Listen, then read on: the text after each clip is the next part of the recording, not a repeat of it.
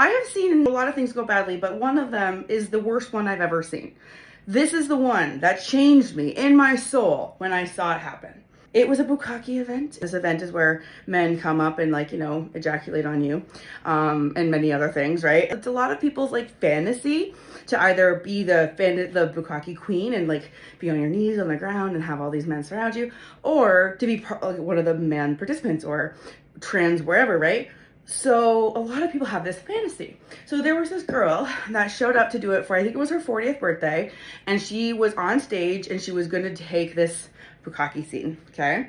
So she was on her knees and the room was filled with men, right? We're all waiting. It was like a fantasy that was being run by the club because it was technically also being video broadcast to a virtual event. So it wasn't being recorded, but it was being broadcast to the online virtual community, right?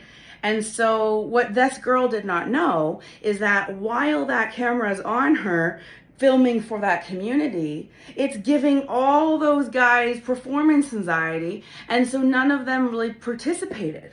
And so she was up there, they're like, okay, let's get going, and she was like come on guys, like come on, like she's like looking like come on, and I remember just sitting there looking around and like I remember knowing in the moment that the reason is because the camera's on. The reason is only that. It is not because she wasn't hot. It's not because she wasn't sexy.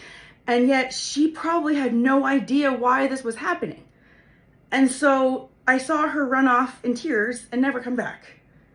And that was something I saw when someone's fantasy fulfillment is thrown out to the wind with caution, without caution. And that's fine in certain ways, but you also have to factor in the human element, the reality element, the consensual element, all of it. And so if I could go back in time and actually go up on stage and say to her, as soon as these cameras are off, you're going to get your fantasy fulfilled. Why don't me and you just shoot the shit until that happens? Because then I could have at least given her some buddy system, someone to be there. I wish I could have done something, right?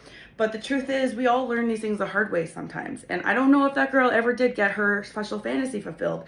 For all I know, she, had a negative traumatic experience from that. It's like, it's just, being kind of naked in front of a crowd and everybody not coming up. Like, how can you process that really, right? So that was the kind of experience that changed me enough to want to be of assistance and help, especially with my content on YouTube and podcast, to be able to help mentally prepare people for the fantasies that they're trying to fulfill. I don't know if you've seen recently, but I did a very lovely podcast episode, number 50, on my sex and swinging with Toronto Unicorn. I was able to help my friend Steph with her big goal of a 50 cock train for her 50th birthday. So I have the privilege and honor of being able to talk to her before and after and show that to you in podcast episode 50. You can also get the video version of just my face, but on my fan page.